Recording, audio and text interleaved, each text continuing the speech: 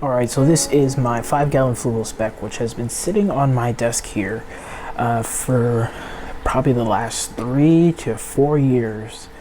And it has been through a few changes throughout the years.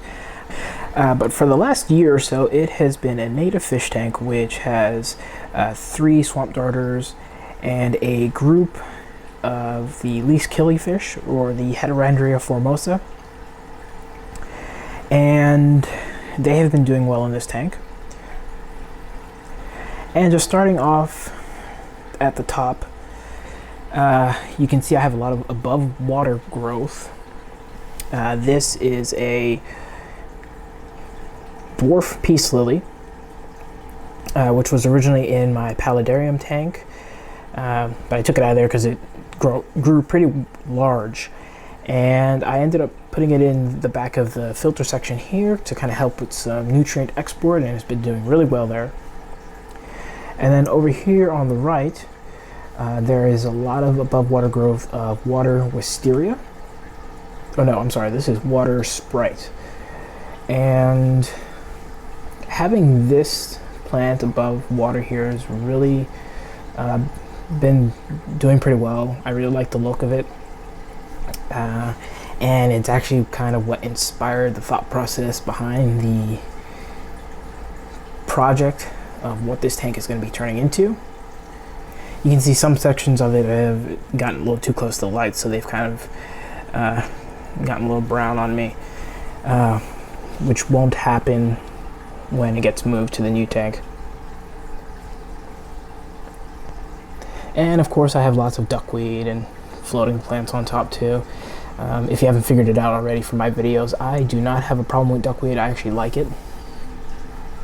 I was actually sad because a few years ago I actually managed to kill all the duckweed in my tanks by accident, and I had been looking for it for a while, and I got a few pieces on a plant that came in, and I am not complaining at all because I love it, and actually some of my fish eat it too, so that works out well. Alright, and looking in down below the water line, you can see that this tank is chock full of plant growth and driftwood.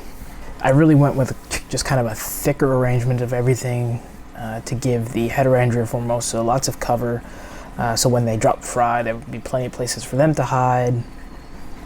But the majority of the plants are low light plants like Java fern and Anubias, which don't have any issues with the lower light.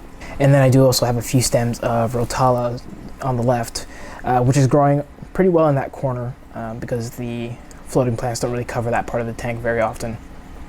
And as far as the fish, the Heterandria formosa have been doing well in this tank. They have been breeding steadily for me.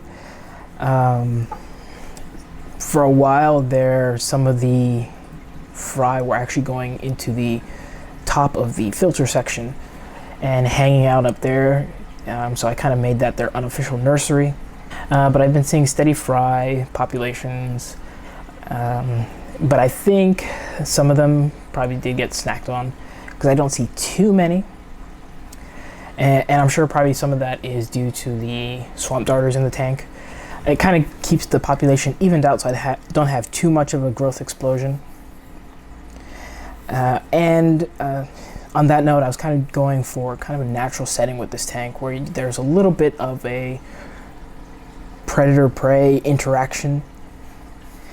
But you can see right up front, the females are not hesitant to come out at all. The males, they kind of hide a little bit more, but the females, I guess since they are a little bit bigger, really aren't shy about coming up to the front of the tank. I see them pretty often.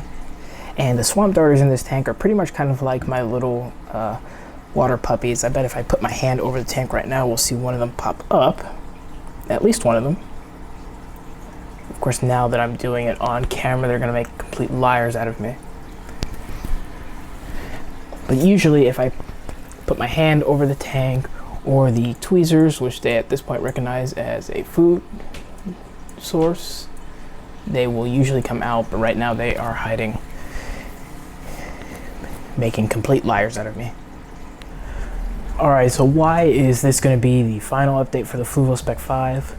Well, I am going to be breaking down the tank And over the next few weeks, well, when you see this video, I've probably already started the project, but I am going to be breaking apart an old 20 long I have and cutting it up and rebuilding it into a paludarium, which will be a native fish paludarium for these fish in here, and possibly some others, but we'll see down the line. But it's a project I've been kind of having in the back of my mind for a while, and really got some time to plan it out during this time sitting around during quarantine. And I'm gonna go ahead and start putting it into effect. And that's pretty much why I've been playing with the above water growth in this tank, it kind of giving me a few ideas, a little bit of inspiration, and hopefully it will turn out to be a great project. But definitely stay tuned for future videos, because that will be coming around down the line. But in the meantime, it's been nice to have this tank up on my desk for the amount of time it has been up here, with all the different fish and shrimp and things that have been in there. But I think it's finally time to say goodbye to it and move on to something else. And also it'll help let me have a little more room on my desk, which I am using a lot more now. So lots of good things coming from that. But I hope you enjoyed this video. Remember to hit that like button if you did. Leave any questions or comments down below, and I will see you on the next video.